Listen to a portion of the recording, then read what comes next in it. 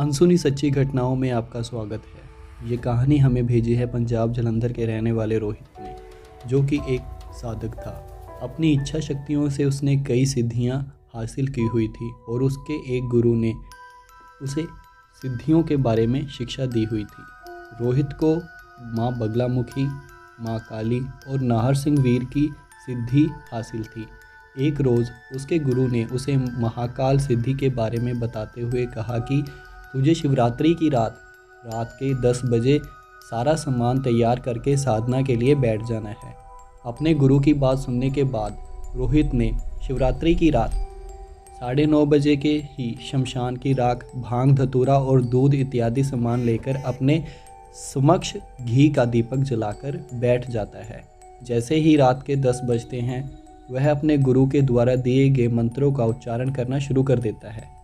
मंत्रों का उच्चारण करते करते उसे रात के 12 बज जाते हैं और जैसे ही रात के 12 बजते हैं तो उसे घुंघरूओं की आवाज़ सुनाई देनी शुरू हो जाती है, जिसके बाद वह ना घबराते हुए अपनी साधना को जारी रखता है।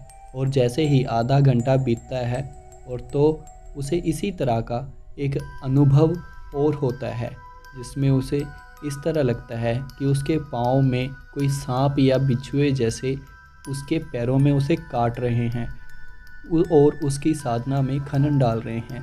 लेकिन रोहित अपने गुरु की कही बात को ध्यान में रखते हुए अपनी साधना को जारी रखता है, जिसके बाद उसके ये एहसास उसे और ज़्यादा होना शुरू हो जाता है, जिसमें उसके गुरु ने उसको कहा था कि तुझे किसी भी प्रकार का कोई अनुभव होता है तो तुझे अपनी साधना को छोड़ना नहीं है। तुझे तभी उठना है जब तेरी साधना पूरी हो जाती है।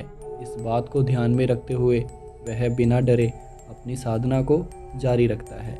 और जैसे ही रात के 1:30 बजते हैं तो उसे ऐसा अनुभव होता है कि उसे पीछे से कोई खींच रहा है। वह थोड़ी देर के लिए घबरा जाता है, लेकिन वह उसे के बावजूद भी अपनी साधना के मंत्रों का उच्चारण जारी रखता है।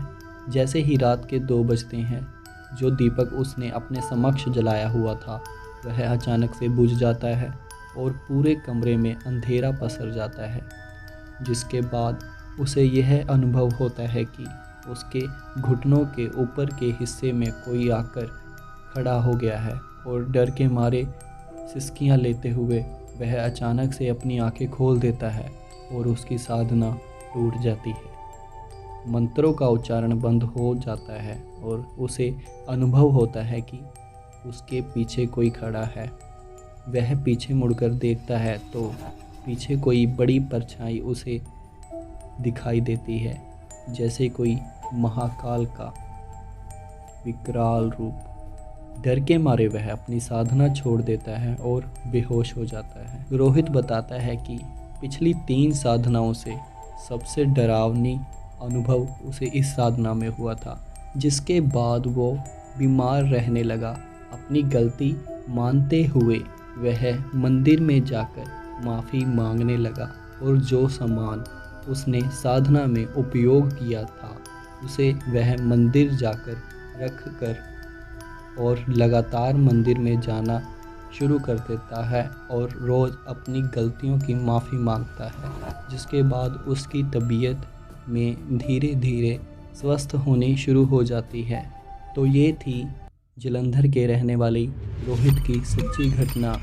अगर आपके साथ भी कोई ऐसी कोई कहानी है तो हमें ज़रूर बताएं। हम अगली बार आपकी कहानी ज़रूर चलाएंगे और हमारे चैनल को सब्सक्राइब करना ना भूलें। धन्यवाद।